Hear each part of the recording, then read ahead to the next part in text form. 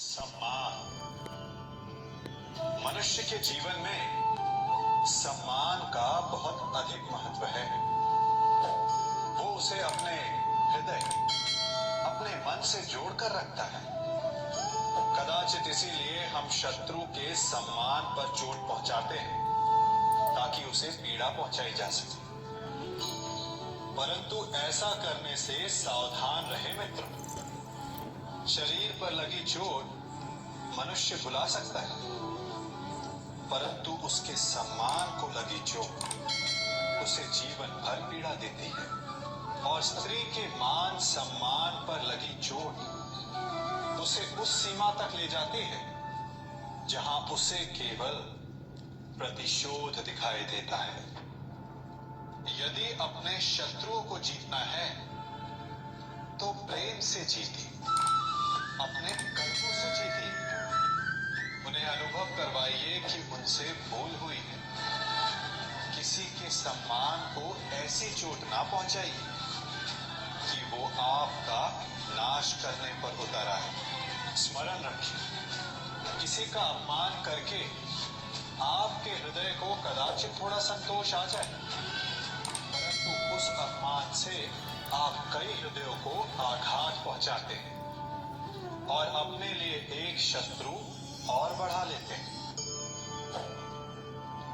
हम सब शीघ्र ही सफलता चाहते हैं, ढेर सारी संपत्ति और सुख चाहते हैं, और ऐसे में कई बार हम छोटे मार्गों का चयन कर लेते हैं। वो मार्ग जिनमें परिश्रम नहीं होता, जिनमें होता है तो केवल छल, कुटिलता और भाग्य का सहारा। जैसे कि जुआ।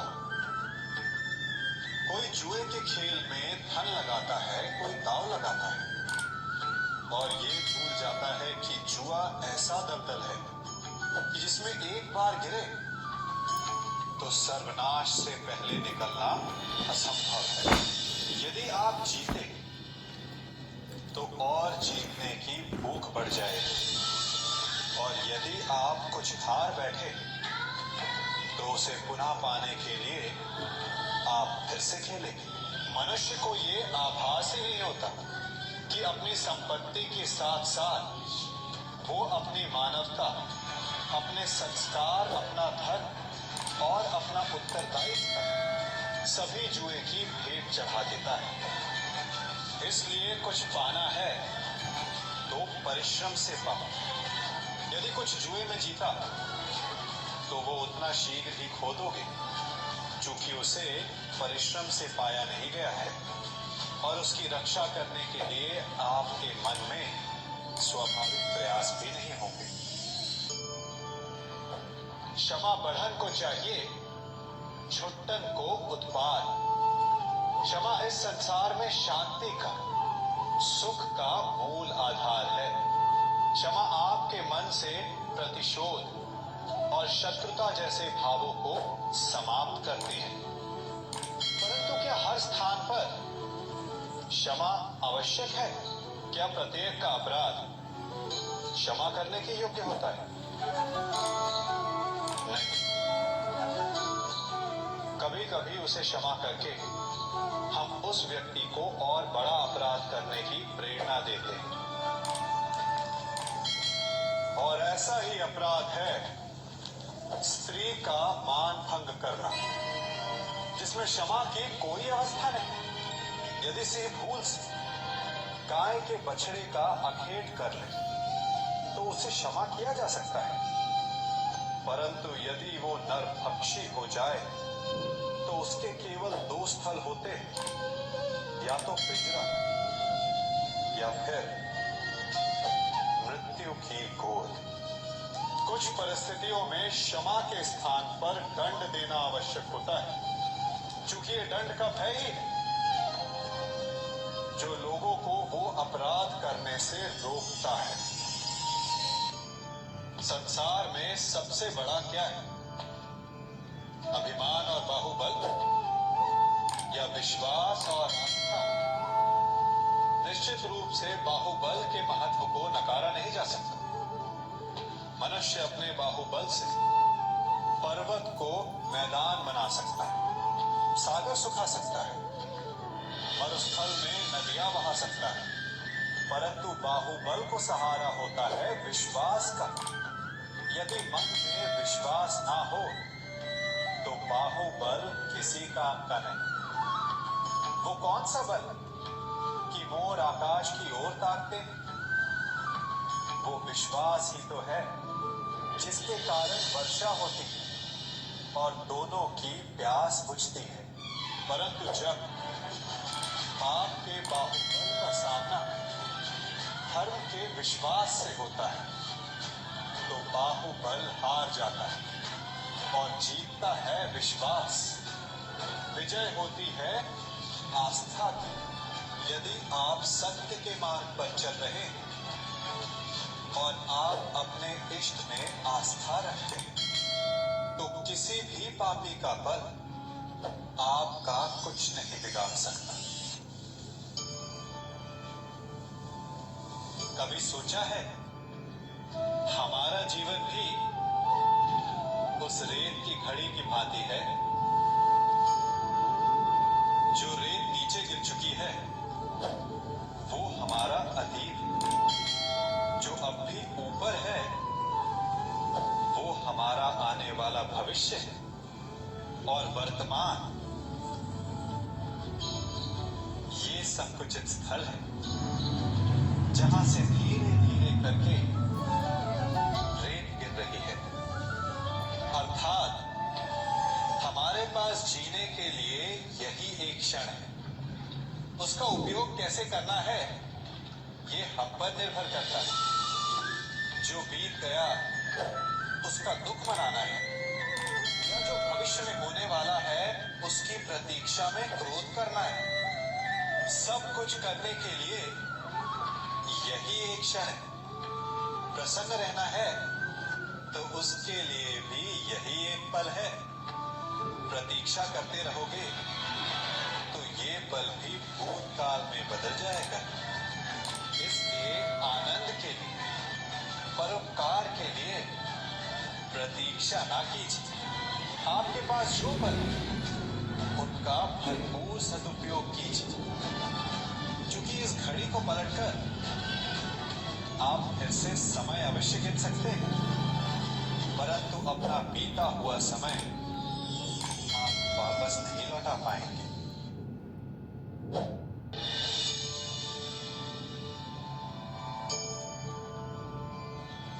मनुष्य के जीवन में संतान का बहुत महत्व है। उस संतान के लिए वो कितने कष्ट सहता है, उसे पालता है, पोसता है, और यदि यही संतान संताप का कारण बन जाए तो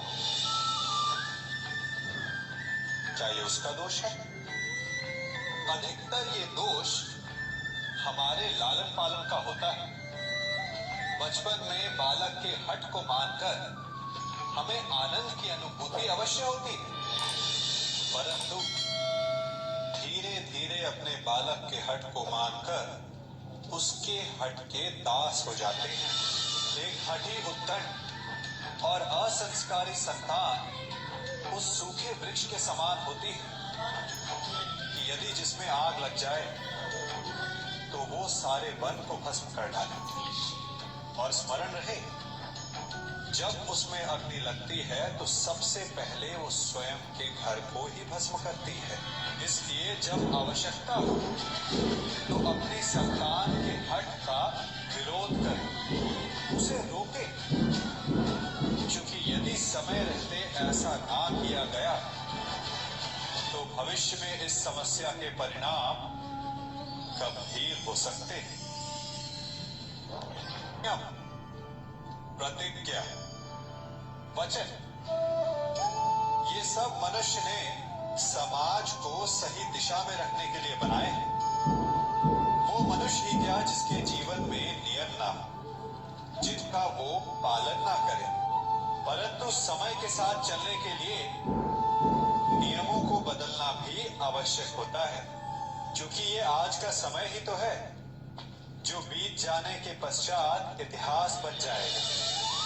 यदि आवश्यकता पड़ने पर नियम और प्रतिज्ञा भंग ना की जाए, समय की मांग के अनुरूप अपनी प्रतिक्रिया ना बदली जाए, तो इतिहास हमें कभी क्षमा नहीं करेगा। आवश्यकता पड़ने पर आपकी तोड़ी हुई एक प्रतिज्ञा, एक बंधन कभी कभी पूरे मानव इतिहास को बड़े विनाश से बचा सकता है। इसलिए नियम, प्रतिज्ञा, वचन कुछ नहीं, कुछ है तो केवल समय, जिसके अनुरूप चलने वाला ही सफल हो सकता है। कभी किसी पक्षी को घोंसले की नींव बनाते देखा है?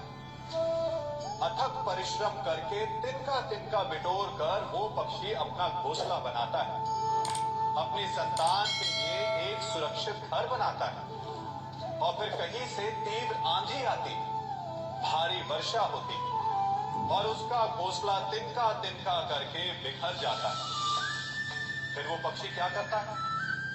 वो रोता नहीं, ना ही विलाप करता है, वो बिना विलंब करे फिर से अपना घोंसला बनाना प्रारंभ कर देता है और सफलता पाता है।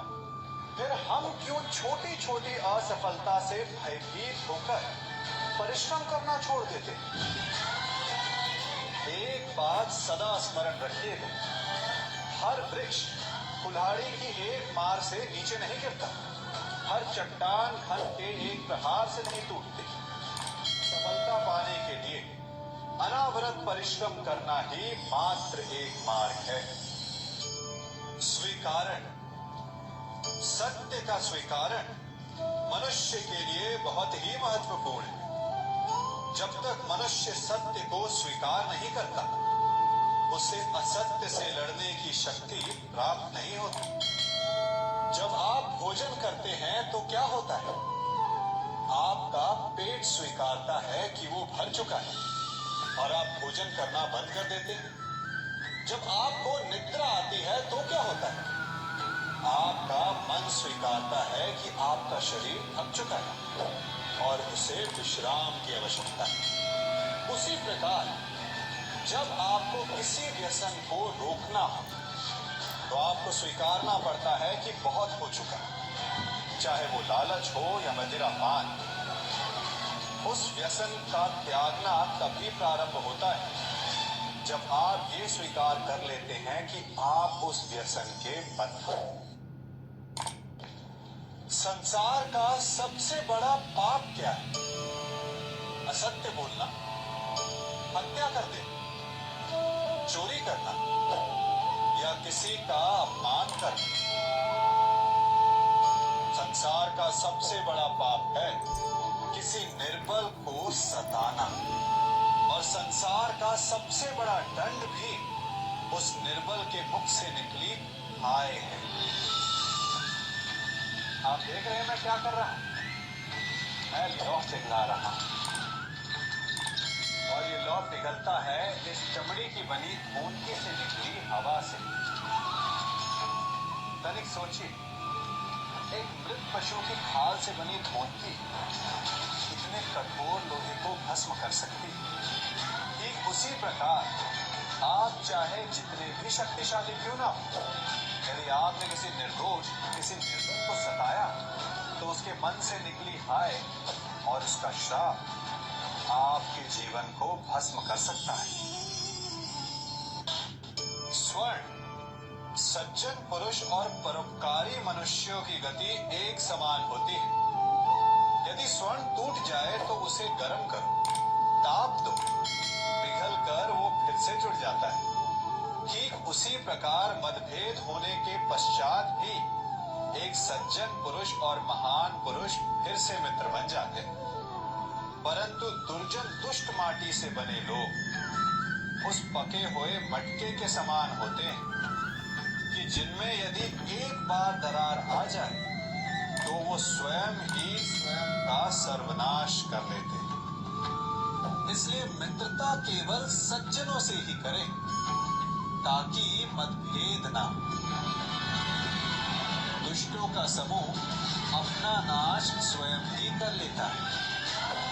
यदि कोयले की खान मैदान में जाओ तो चाहे जितनी भी सावधानी बरतो, अपने वस्त्रों पर कालिख लग ही जाती है। इसलिए दुष्ट मित्रों से सावधान, सज्जन शत्रु प्रत्येक परिस्थिति में श्रेष्ठ है। प्रत्येक मनुष्य सफलता पाने के लिए कार्य करता है। कुछ सफल होते, कुछ नहीं होते, और जो सफल नहीं होते वो सदा अपनी असफलता का कारण या तो अपनी परिस्थितियों को बताते हैं या अपने सहयोगियों को दोषी ठहराते हैं। परंतु क्या वास्तविकता में ऐसा ही होता है? क्या कोई परिस्थिति या कोई व्यक्ति किसी की असफलता का कारण बन सकते हैं? उत्तर हाँ भी है और ना भी। कैसे? आप इस तितली को देख रहे हैं? आपने एक मक्खी को भी देखा हो। प्रकृति ने दोनों को समान गुण दिए हैं रस पान करने का। एक तितली फूलों पर जाकर उसका रस लेती और इस अवस्था में नए फूल खिलने की व्यवस्था भी करती है, और मक्खी घाव पर बैठती, घाव को सड़ाती है और रोग भी फैलाती है। यदि इसमें किसी बात का अंतर है तो केवल सोच का। यदि आप उचित मार्ग चुनेंगे तो आपको सफलता मिलेगी, आप में उत्साह बढ़ेगा, और यदि आप अनुचित मार्ग चुनेंगे तो आपको असफलता मिलेगी, निराशा मिलेगी। अब उचित मार्ग चुनना है या अनुचित मार्ग, ये निर्णय तो आप पर निर्भर करता है। मनुष्य सदा भला बुरा, खरा खोटा, सत्य असत्य की बातें करता है। सत्य को अच्छा मानता है और असत्य को बुरा। परंतु क्या आपने कभी ये सोचा है कि प्रत्येक वस्तु, प्रत्येक भाव का एक महत्व होता है? दोनों ही एक दूसरे के पूरक होते हैं। यदि काला रंग नहीं होगा तो क्या श्वेत रंग की आभा का अनुभव होगा? यदि असत्य नहीं होगा तो क्या सत्य के महत्ता का ज्ञान होगा? यदि बुरा नहीं होगा तो क्या भले पर आपको विश्वास होगा? कुछ महत्वपूर्ण है तो दोनों के मध्य का संतुलन। बुरे से बुरी वस्तु, समय या भाव, कोई ना कोई स्वयं में शुभ छिपाए रखती है। कभी काले गरजते मेघों को देखा है? उसके किनारे भी एक स्वर्णिम आभा होती है। उसी प्रकार यदि आपके जीवन में बुरा समय आए तो आपको अपने सच्चे मित्रों की पहचान हो जाती है। तो बुरे समय में निराश ना हो, उसमें भी कुछ शुभ खोजने का प्रयास करें, और धीरे धीरे सब कुछ आपके जीवन में स्वतः शुभ हो जाएगा। संसार में सबसे महत्वपूर्ण क्या है? दृष्टि या दृष्टिकोण, समझ या सोच? सामान्यतः मनुष्य की दृष्टि और सोच में अधिकतर वो वस्तु, वो घटनाएं, वो भाव श्रेष्ठ है जो हमें आनंद दे, और जो हमें आनंद नहीं देते उन्हें हम दुखदाई मान लेते। परंतु दृष्टिकोण और सोच को यदि एक भिन्न कोण से देखें तो परिस्थितियां भिन्न सिद्ध हो सकती हैं। जिस प्रकार भीषण गर्मी हमें सुहाती नहीं, परंतु वही गर्मी सागर और नदियों के जल को वाष्पित करती है और हमें मनोरम वर्षा का आनंद देती है, उसी प्रकार भीषण परिश्रम के पश्चात हमें सफलता मिलती है। वर्षा के पश्चात हमें हमारा लक्ष्य मिलता है। तो सदा स्मरण रखिएगा कि दुख और पीड़ा से भागे नहीं, क्योंकि यही भविष्य में आने वाले सुख का मूल है। जब भी आपने यात्रा की हो तो अवश्य अपने मार्ग के आसपास कुछ रिक्त स्थान देखे हो, कुछ खेत देखे हो, कोई न कोई भूमि का टुकड़ा अवश्य देखा होगा। कुछ स्थान ऐसे होते हैं बड़े प्रेम से उन्हें बोता है, उन्हें सींचता है। और कुछ स्थान ऐसे भी होते हैं जहां बिना माली के खरपतवार उग जाते हैं, कुछ अन्य पौधे उग जाते हैं। माली द्वारा उगाए वृक्ष हमें ठंडी छाया देते हैं, हमें फल देते हैं, ईंधन के लिए लकड़ियां देते हैं। और बिना परिश्रम के उपजित खरपतवार यदि कुछ करते हैं तो ये कि वो भूमि को बंजर बनाते हैं। हमारा मन भी रिक्त भूमि की भांति होता है। यदि अपने परिश्रम से उसमें सुविचारों के बीज डालोगे तो फलदायक विचार उपजेंगे, और यदि उसे रिक्त छोड़ दे तो खरपतवार की भांति अनुपयोगी विचार आपके मन को अपना घर बना देंगे, आपके मन को मैला कर देंगे, उसे बंजर कर देंगे। अब निर्णय आपका है कि आपको सुविचार देने वाला मन चाहिए या कुंठा देने वाला। क्या कर रहा हूं मैं? दर्पण में देख रहा हूं। आप लोग भी प्रतिदिन देखते होंगे, परंतु प्रतिदिन अपना मुख देखने के बाद भी उस पर लिखी एक बड़ी सीख देखना भूल जाते हैं। अब आप कहेंगे कैसी सीख? तो जाइए, एक बार फिर से दर्पण के सामने जाइए और मुख खोलकर देखिए, क्या दिखेगा? दंत पंक्ति और जीभा, है ना? अब विचार कीजिए, दंत जन्म के पश्चात आते हैं, एक नहीं 2 बार आते हैं, परंतु मृत्यु से पूर्व नष्ट हो जाते हैं। और जीभा जन्म पहले से होती है, परंतु मनुष्य के मृत्यु के पश्चात भी उसके अस्तित्व में रहती है। आश्चर्य की बात, दंत कठोर होते हैं, जीभा कोमल, परंतु फिर भी दंत नष्ट हो जाते हैं, जीभा नहीं होती। यही रहस्य है कि हठी और कठोर लोग शीघ्र नष्ट होते हैं, और कोमल लचीले आवश्यकता के अनुसार स्वयं में परिवर्तन ला सकने में सक्षम लोगों का ही अस्तित्व रहता है। अर्थात परिस्थितियों के अनुसार स्वयं को लचीला बनाना सीखिए और आपका जीवन सरल हो जाएगा। संबंध एक सहारा होता है जीवन का, और संबंधी वो होते हैं जिनसे आवश्यकता पड़ने पर सहायता मांगी जा सके, जिन पर विश्वास किया जा सके कि बुरे समय में वो हमारे काम आएंगे।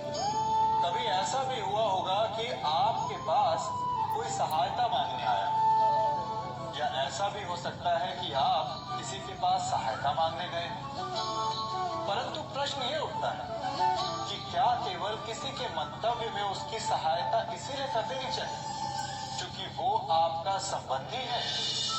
अब आप कहेंगे कि ये कैसा प्रश्न हुआ? तनिक सोचिए, एक अस्त्र बनाने वाला जब अस्त्र बनाता है तो ये अस्त्र किसको देना है उसका अधिकार उसी के पास होता है।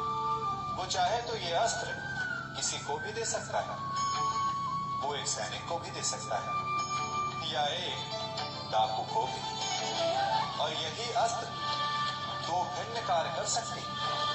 यदि डाकू के हाथों में आ गए तो उसका भय दिखाकर वो लोगों को लूटेगा, निरपराधों का रक्त बहाएगा। सहायता करने वाले की भी अवस्था ऐसे ही होती है। इसलिए किसी की सहायता करने से पूर्व ये विचार कर लेना आवश्यक है कि किसे क्या, कब और कितनी सहायता देनी चाहिए कि उसका दुरुपयोग ना हो। यदि आपकी सहायता से कोई अधर्म हो तो उसके उत्तरदायी आप ही होंगे। जीवन में कई बार ऐसे अवसर आते हैं कि आप लोगों से मिलने जाते हैं और उनसे कुछ आकांक्षाएं भी रखते हैं, और कई बार जीवन में ऐसे अवसर भी आते हैं कि लोग आपसे मिलने आते हैं। इसलिए अतिथियों का सम्मान करने से पूर्व सदा कुछ बातों को स्मरण रखना आवश्यक होता है। यदि कोई आपके पास मिलने आता है तो उसके 3 कारण हो सकते हैं। पहला कारण होता है